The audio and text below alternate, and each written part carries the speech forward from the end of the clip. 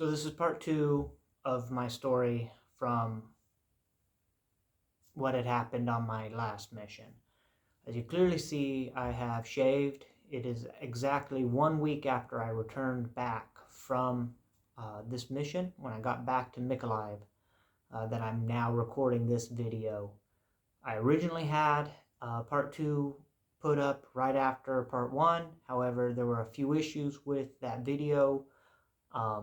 Primary issue was friends and family were having a problem accessing it and viewing it. So, and then there were a few things that I actually kind of did not go into that I wanted to go into, but I had just recorded it several times because I didn't like how it was before. And now I'm just recording it again. So, where we left off in the mission, or where I left off from the previous video, is that I'm in the house. I had already dropped the Ukrainian off. I had checked him for any additional injuries, and I tried to make him comfortable. There was blood in the walkway, just a huge amount of blood in the walkway. You could hear, and then the entire entryway of the house was just filled with flies. So I could not tell if there was a drone outside still or what was going on. At this time, the artillery had actually stopped around me. So the fields near me, as well as the house, were not receiving any artillery. And the town still was receiving sporadic artillery. So at this time, I made the decision I was going to go back to the canal and retrieve this soldier's gear. I took off his battle belt when I went to carry him into the house. I dropped his bag and his plate carrier were just laying in that trenchway, and I just wanted to make sure he had his property, because if I didn't go back for it, chances are nobody else would have gone back for it, and whoever went for it probably would not return it to him. And he's a volunteer just like myself. He had some nice gear with him, and it's just a devastating financial loss for him to lose that gear. So without the body armor, without the helmet, just my iPro, my Peltors, I leave my AK in the house. I go bolt straight to the canal. I jump in the canal. I grab his things. I wait for a moment to listen. I don't hear any drones. And then I run out of the trench. I get back to the house. I throw his gear down next to my gear. I check on him again, and then I just wait. I told the ambulances to return for me, and I'm still thinking the ambulances will be back. I'm thinking that they're on their way back. They're going to come and get me once the artillery dies down. And I wait there for about an hour, and I don't hear any ambulance, or they don't come. Just flat out, they don't come. And so I decide that I'm now going to have to evacuate both he and I. So this town was occupied by Ukrainians. I knew where the Ukrainian base was. So I go north in this town along the road outside of the house, and I cut over east across these fields, across this footbridge, and then I get to where the Ukrainians are garrisoned. And as I approach, I have my AK with me just in case for, Russians or who knows what other problems I have. But all I had is my AK, my armor, my helmet, my rockets. Everything else is back at the house. So I approach the structure that had the Ukrainians in it, and I shout out, Slava Ukraina, I'm American, I need help. I'm American, I need help. And I see out of one of the windows a head pop out, and I wave at him with both of my arms, keep them visible above my gun. He waves at me, and I walk quickly to the structure, kind of with my hands up and my weapon slung in front of me. The sling was damaged during the tank show, but I was able to fit it back to the AK in order for me to order for me to carry the AK. So I get to the structure. The Ukrainian comes out. He starts talking to me in Ukrainian, and I'm like, "Nie rozumію, I don't understand. So they bring one of two English speakers from there, and he comes out and he starts to talk to me. And I was like, "Oh, hey, this is what happened." I tell him that I have a wounded Ukrainian soldier in this house. Show him the direction of the house. He's like, oh, okay. They need to talk to their command. So they call up their command and they explain the things to their command that, hey, we got this American. He rescued this Ukrainian. We need an ambulance to get this Ukrainian to the hospital. So as I'm waiting there, a car, they don't have vehicles in the town. Just because it gets shelled daily, they don't want these vehicles damaged. So this vehicle had to come from elsewhere. So I'm waiting in this structure. We get a little bit more artillery in the town while I'm waiting. And then this vehicle comes up. I go out, I meet the driver. The other guy that spoke English comes with me. We take the roadway because I took footpaths to get to that building. We took the roadway to get to the building where the injured Ukrainian is. So we pull up and we have like just a small window of time. If there's a drone ahead above, we only have really a small window before they will shell where we're at. So we run inside, we go, I grab all the gear and I start loading it in the back of the car. The Ukrainians go and grab the wounded Ukrainian and they carry him. One guy grabbing his arms, the other guy grabbing his legs, and they bring him out. They load him into the car, into the front seat, which is reclined all the way back.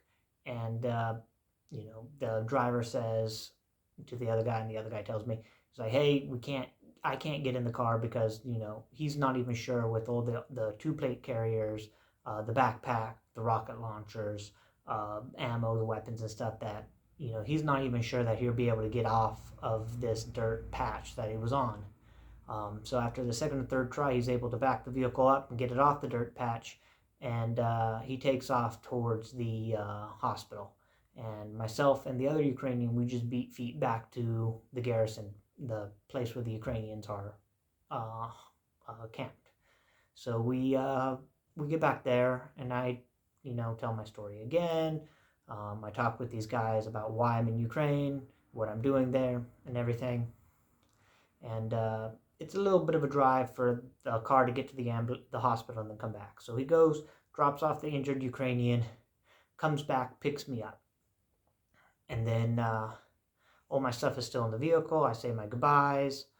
I jump in the vehicle. We take off. We go to where this hospital is. And before we get there, we got to make a stop. We're going to go to the command center because the commander wants to speak to me. So as we're driving there, the Russians are shelling the city that we're coming up to, and they're just randomly shelling it, right? So the field we're driving by, it receives 3 artillery bursts. The town itself is just receiving random artillery, Russian artillery. They're not deliberately targeting the military that's in the town. They're just shooting at the town. And this is a very common trope throughout everywhere I've been in Ukraine. Even if there's no military in that town, no military presence, they will still shell that town just to incite fear in these people. So we get to the headquarters. I go, into the headquarters, and, I meet with this one man. I thought he was a foreign national like myself. He spoke perfect English, and he's like, no, I'm a Ukrainian. And I was like, oh, neat. Your English is really great. And he thanks me. And then the commander comes in, another guy comes in. They have these maps of the area, and I just basically walk him through what had happened about our patrol towards the village, our getting into the village, my damaging of the vehicle, my exfil, and then where I found this injured Ukrainian, picked him up and carried him. But about around this time, my name had been all over the net. Just Paul Smith. Paul Smith did this, Paul Smith did that. And all these people, all these Ukrainian military guys, they started wanting to meet me. So I'm sitting inside this command center. This guy comes up, and this other guy who speaks English, new Ukrainian who speaks English, he's like, oh, hey, we want to meet you. We heard you over the radio. We heard you pull this injured Ukrainian out of the trench and, carried him to safety. And I was like, yeah, it's no big deal. And they're like, oh, no. And I'm like, no, it's no big deal. So after I get done talking with the commander, I'm there for about an hour and a half. We leave. We go to the hospital where the injured Ukrainian I rescued was taken. But by the time I got to the hospital, because of the time it took for the vehicle to come back to me, get me, take me to the command center, the time I spent in the command center, and then the time it took me to get to this hospital, it had already been several hours. And they had already moved him back to Mykolaiv. So I go into the hospital and they're like, oh, we need to wait for a special car to come and pick you up because we can't just take Surface Street to where we are and get to Mykolaiv. We actually had to go a roundabout way. So they're like, well, we're going,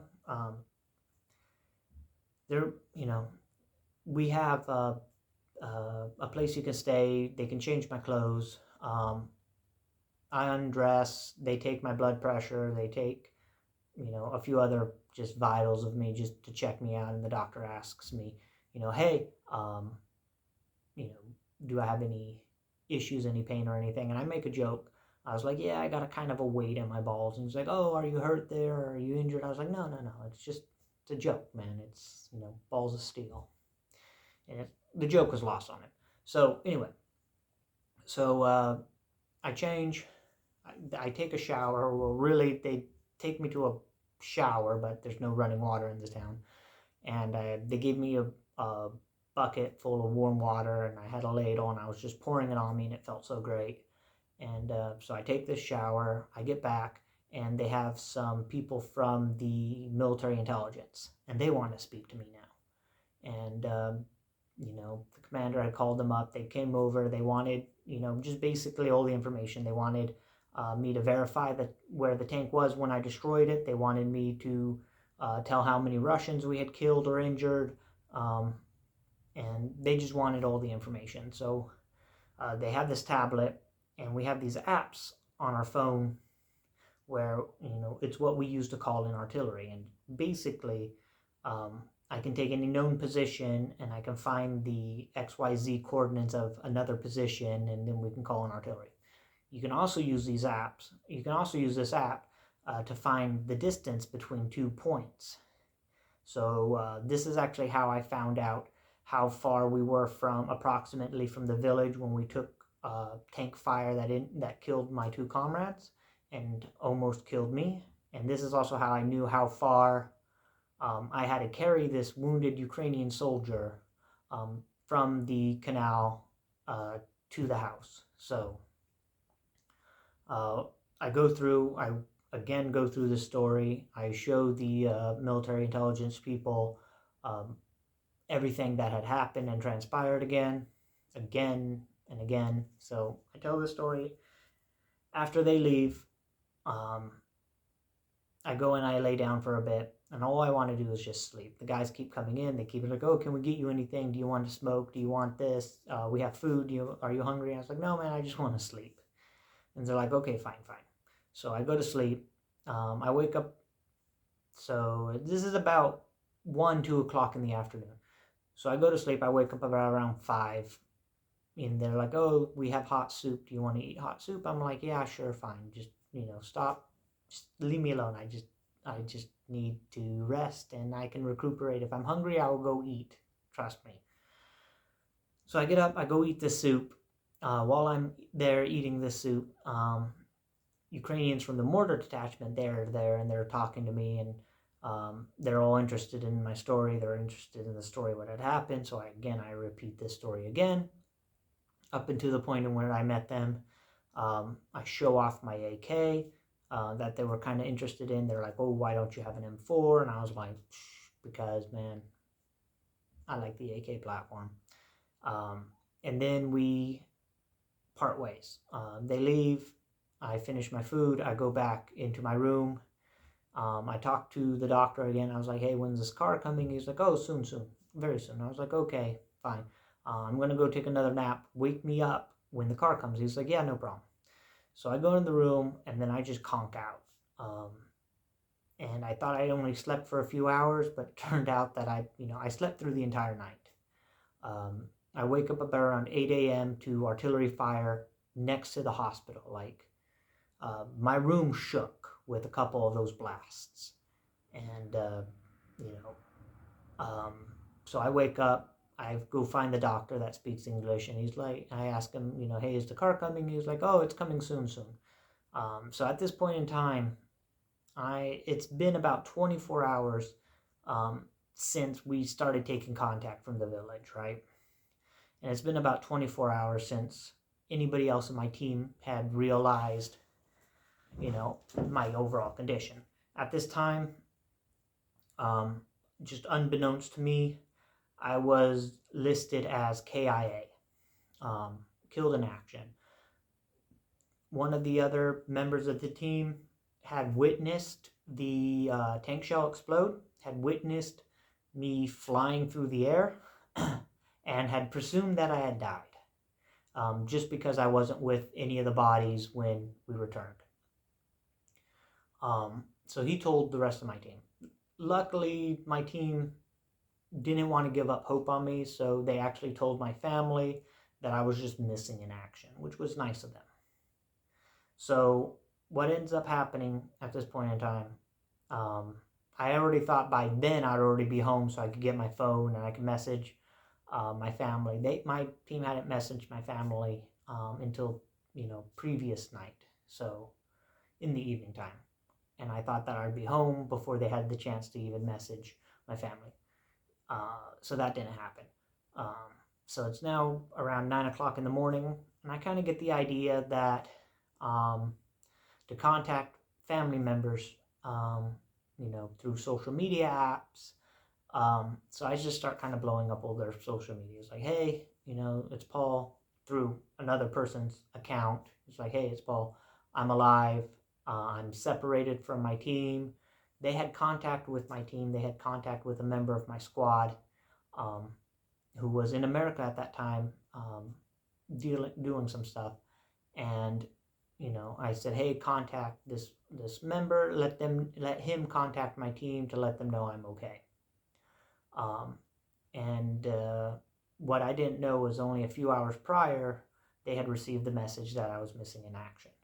So immediately after they kind of saw that I had blown up some of their social media, they had then just decided to read the person. We started a dialogue back and forth. They found out, yeah, in fact, it is me. They were overjoyed. They let my friend who was in America, my team member in America, know. But his phone was turned off at that time. He was currently in the air flying to another state. So around this time, also a vehicle shows up, and they are now able to take me back to Mykolaiv. So I give them the address of the primary place where we stay, and they drop me off there. So we drive all the way to Mykolaiv. It was kind of nice because neither the driver or the front passenger, they didn't really speak any English, which meant that we didn't really have to talk, and I really didn't have to tell the story again, which was really nice.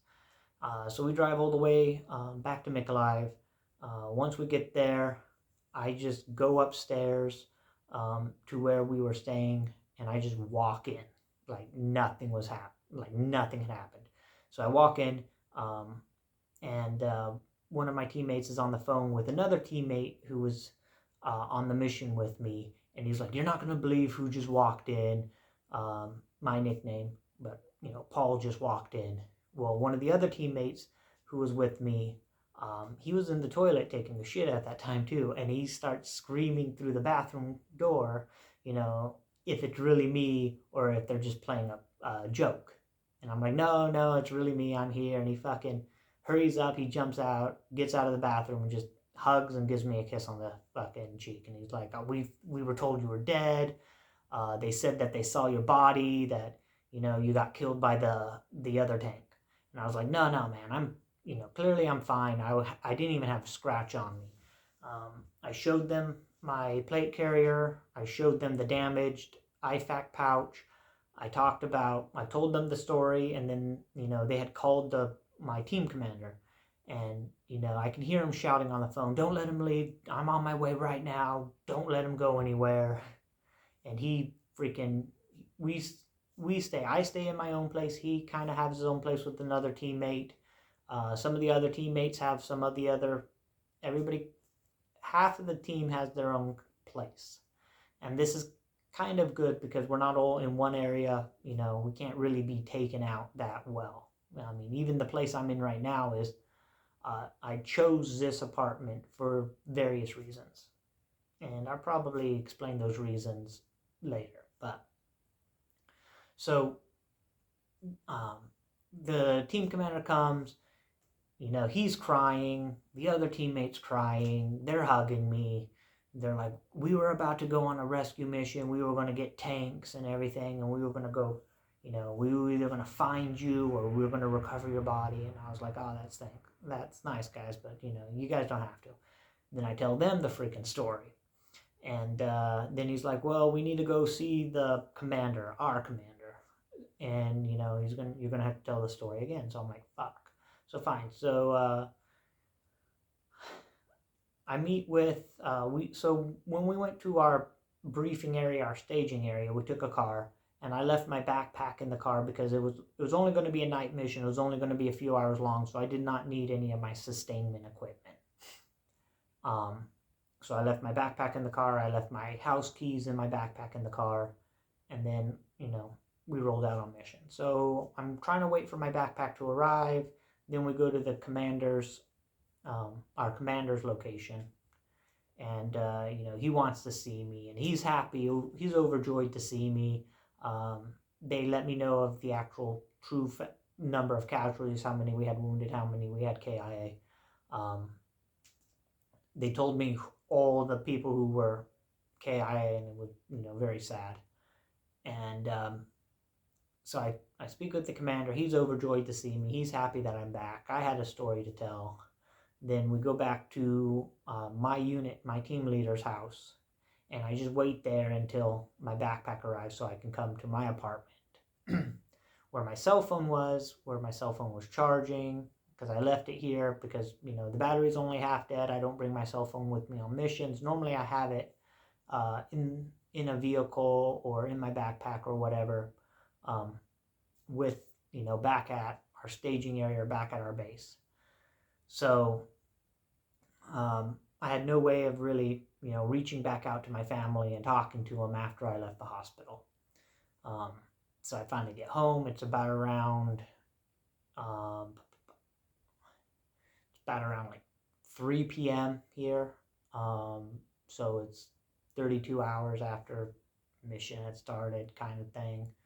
Or, you know, yeah, 32 hours after or 36 hours after the mission had started. So I come back here, you know, I'm able to let people know that I'm okay. And, you know, that's basically the end of my story. I wanted to really hit on the points of the intelligence guys, how I knew how far I was. The reason I kept that rocket tube with me, the spent one, was kind of two reasons. One, it makes a great training aid. I'm able to use it and show the other guys how to safely fire these rockets because, you know, there's no more live ordnance in it. And two, now it's a trophy of mine. All the rocket tubes where I've used, RPG caps that I've used, everything that I've used, I have, you know, they're kind of they're trophies. They're little reminders of bits and parts of missions that I've participated in. So that's the end of part 2.